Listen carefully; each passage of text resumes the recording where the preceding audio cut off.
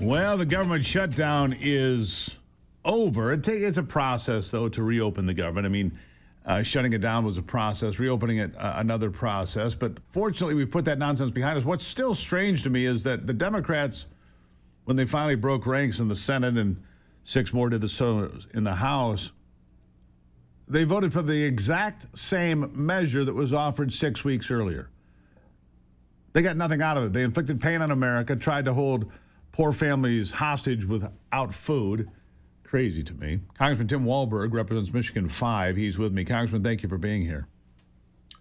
It's good to be with you. Yeah, and I was asked yesterday morning early on another interview if I was happy about it. And I said, yeah, I'm happy about it. But it's kind of a melancholy happiness because what a waste. And the pain that we put people through, the uncertainty that we put military families through, air traffic controllers, TSA agents not getting paid, all of that. And then people backed up in lines in the airport and having planes canceled. And why? And we end up with exactly the same offer that was offered to the Democrat senators 7 weeks ago, really. And then, Steve, I don't know if you noticed it. The Democrats, including our Michigan Democrats, were decrying the fact that Republicans had shut down government. All the while, they were trying to shut down government still on Wednesday night and voting to shut down government. I mean, it's insane what went on. And hopefully we get to January 30th and they don't do the same thing. I would hope not. I hope they learned their lesson here because it was very unpopular and a lot of finger pointing. Doesn't matter. There are other concerns we have, though, and I want to ask you about this because affordability has come to the forefront in all of these discussions. The affordability of housing, of food, of utilities, whatever it may be. And we saw Mamdani get elected in New York City. And I think the Republicans would be remiss if they just dismissed that as some oddity. Young people, especially young women, are flocking to the Democrats, to the socialists. It's a big concern. If we don't find a way to tell them that capitalism is the path forward and that they can have a real shot in America, I think there's going to be a real upheaval in this country. What are your thoughts? Oh, I agree with you. And yet you look at affordability of certain key things in the grocery store, of course, at the gas pump, far more affordable than under Biden. And it's going the right direction. And having passed the working families tax cut come January, and they realized they didn't get a 27% tax increase here in the 5th District of Michigan, and the similar approach all across the United States, I think things are going to change. So yeah, we talk about affordability.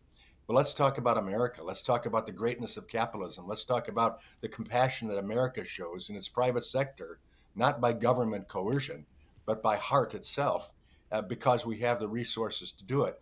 I think we can pull some of those people over. As chairman of the Education and Workforce Committee, that's our passion.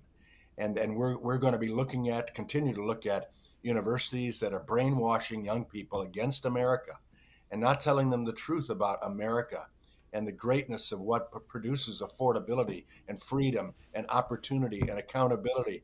All of that stuff is America. And yeah, I think we need to be more bold and firm in talking about that greatness in the content or the concepts of affordability as well. Now, what can be done between now and the time that people start voting? Because that's the real question here. One of the things that was put forth that I think is a brilliant idea and a conversation to have is health savings accounts for insurance, so people can have medical coverage without just enriching the insurance companies.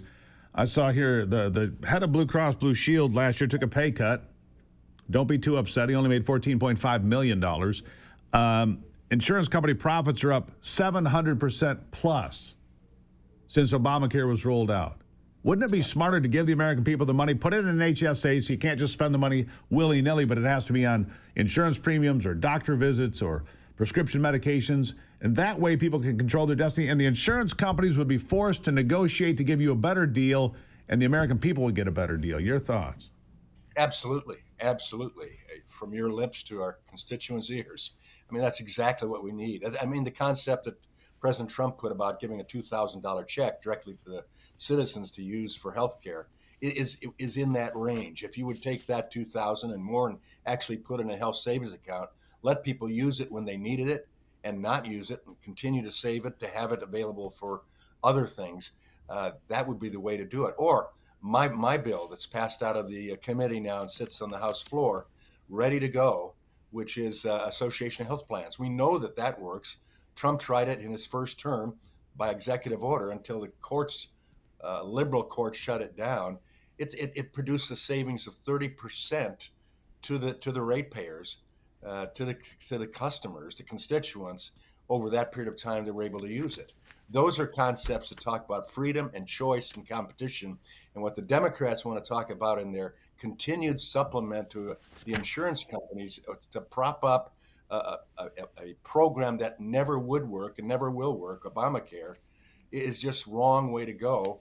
And it has ended up increasing healthcare costs. Gee, I wonder why the insurance industry put $20 million into Barack Obama's campaign coffers back in 2008. Seems crazy, right? $20 million they put in. Kamala Harris, by far the biggest recipient of insurance industry money in the last presidential election. Almost $9 million from what I can figure out. $9 million just to her. $20 million to Barack Obama. Gee, why is that, Congressman? America, wake up. Take a look at what's happening all around you.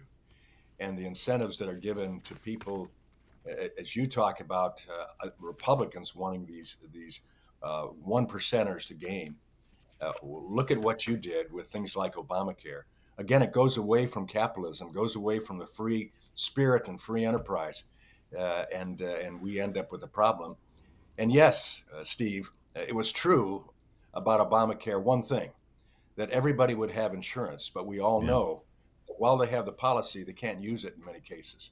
Yeah. And some don't want to use it because it doesn't work. Yeah. It was not affordability. It was not care. It was an act. I'll give them that. It was all an act to get us to single-payer health care. That was Obamacare failed. We all predicted it. At least a lot of us did, because it was designed to fail. That was the whole intention, to create another dependent voter so they can say, oh, those Republicans are going to take away your health care. Vote for us. We'll take the Republicans and make them pay their fair share, whatever that means. Congressman, I'll give you the last word. Well, that's why this battle going on with the subsidy for Obamacare to the insurance companies was only given a 3-year lifespan. It was a sunset. The Democrats put that sunset in, and now they're claiming that the Republicans are keeping this from going on. That's absolutely a farce. They were the ones who knew it was for a period of time. It probably wouldn't work, but let's throw it in.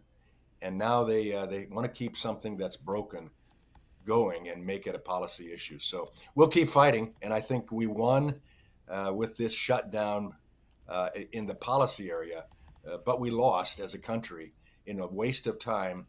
And now we got to pick up the speed.